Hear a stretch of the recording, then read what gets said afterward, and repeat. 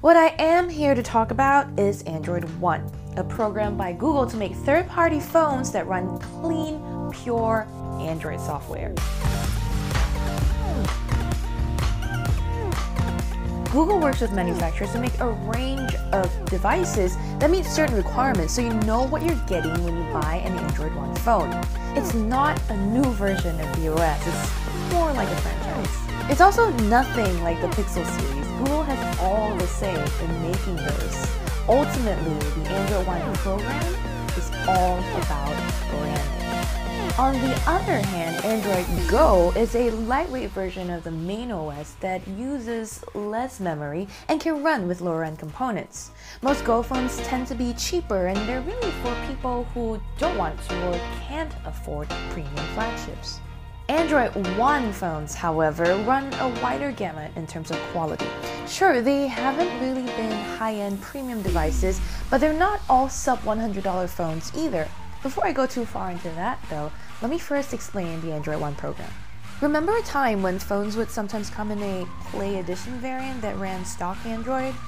The Android One program is somewhat similar to that, except Google is far more involved.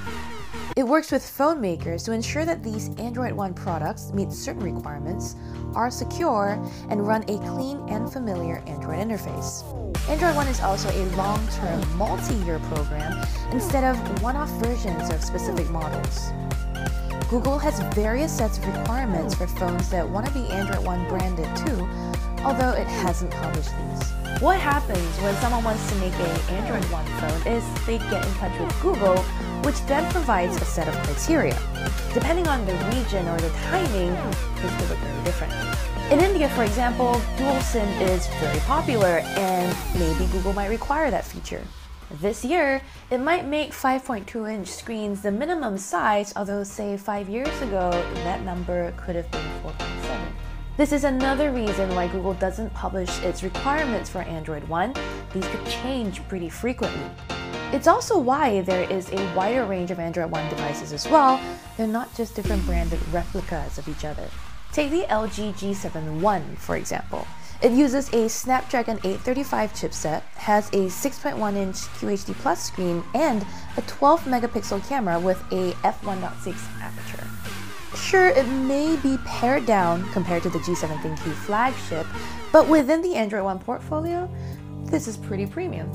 Also launched here at IFA 2018 are the Motorola One and One Power. The latter is an India-only variant, while the Moto One will launch worldwide starting in Mexico on September 13th. It'll cost about 300 euros, and for that money, you're getting Snapdragon 625 power, a 720p screen, and dual cameras in a slick, albeit iPhone-like body. There's also the Xiaomi Mi A2, which launched about a month ago. It's a follow-up to last year's Mi A1, which Google told me launched pretty successfully. The Mi A2 uses a Snapdragon 660 processor, features dual cameras, and a 6-inch Full HD Plus display. It even has a 20-megapixel front camera if you fancy some super sharp selfies. And unlike the rest of Xiaomi's phones, these One devices run clean Android, without the MIUI skin that annoys so many people. At this point, there are 15 Android One devices, well, those released in the past 2 years anyway.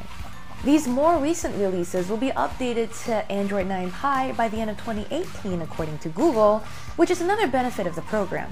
You'll get similar update cycles to the Pixel phones and see timely security updates from Google itself. Plus, there's very little bloatware on them, if any at all, so this means your storage is maximized for your own data and apps. What you're ultimately getting from the Android One program is an endorsement from Google. It's essentially a guarantee that these devices will be secure, bloatware-free, and have relatively modern specs. When you're out getting your next phone, you'll likely see Android One branding in the stores, which is an indicator that these devices will run up-to-date, clean Android software. You may also find a surprisingly diverse range of devices within the Android One portfolio that would suit the taste of almost everyone, except perhaps someone who really likes Samsung software, for example.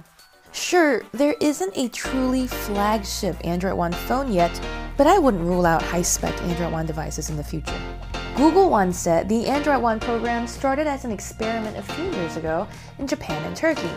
It learned that users liked the clean Android experience in their phones, and its partners wanted the program to be available worldwide.